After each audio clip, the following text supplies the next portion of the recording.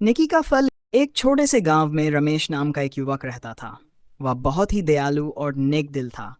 जब भी कोई ज़रूरतमंद मिलता तो रमेश बिना सोचे समझे उसकी मदद कर देता। गांव में सभी उसकी तारीफ करते थे, लेकिन कुछ लोग उसकी इस आदत को बेवकूफ़ी समझते थे। एक दिन रमेश जंगल से होकर अपने खेत की ओर जा रहा था। रास्ते में उसने देखा कि एक बूढ़ा व्यक्ति पेड़ के नीचे बैठा कर रहा था। वह बहुत कमज़ोर और भूखा लग रहा था। रमेश भागकर उसके पास गया और पूछा, बाबा, क्या हुआ? आप इतने परेशान क्यों लग रहे हैं? बूढ़े व्यक्ति ने कांपती आवाज में कहा, बेटा, मैं कई दिनों से भूखा हूँ। कोई मदद करने वाला नहीं मिला। रमेश को यह सुनकर बहुत दुख हुआ। उसने अपनी पोटली खोली और जो भी खाना उसके पास था वह बूढ़े व्यक्ति को दे दिया।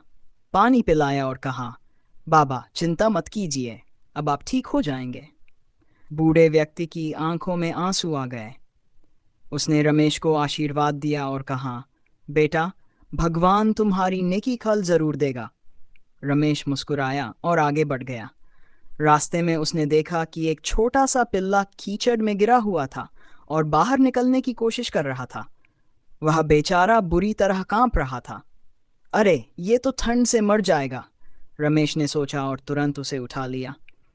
उसने पिल्ले को अपने गमछे से साफ किया, प्यार से सहलाया और अपने साथ गांव ले आया। कुछ ही दिनों में वह पिल्ला रमेश के बहुत करीब आ गया और उसकी परछाई की तरह साथ रहने लगा। कुछ समय बाद गांव में एक बड़ा मेला लगा।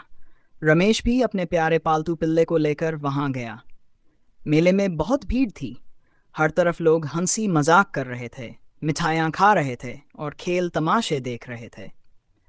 रमेश भी मस्ती में घूम रहा था। तभी उसके पालतू पिल्ले ने अचानक भौंकना शुरू कर दिया और रमेश के पायजामे को जोर जोर से खींचने लगा।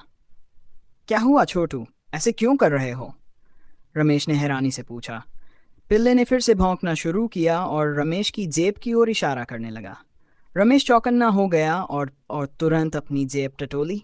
अरे, उसकी जेब से किसी ने चोरी करने की कोशिश की थी। रमेश ने तुरंत अपने चारों तरफ देखा और पास ही खड़े एक संदिग्ध आदमी का हाथ पकड़ लिया। रुको, तुमने मेरी जेब में हाथ क्यों डाला? रमेश ने गुस्से में कहा। आसपास के लोग भी रमेश के पास इकट्ठा हो गए। किसी ने चोर की तलाशी ली तो उसकी जेब से कई लोगों के पर्स निकले। अब सबको समझ आ गया कि वह एक शातिर चोर था। गांव के सरपंच ने रमेश की बहादुरी की खूब सराहना की और उसे इनाम दिया। पूरा गांव उसकी ईमानदारी और नेकदिली की तारीफ करने लगा। रमेश मुस्कुराया और आसमान की ओर देखा।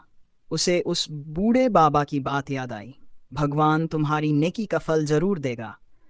आज उसे समझ आ गया था कि जब हम किसी के साथ अच्छा करते हैं तो वह अच्छाई किसी न किसी रूप में हमारे पास लौट कर आती है। धन्यवाद।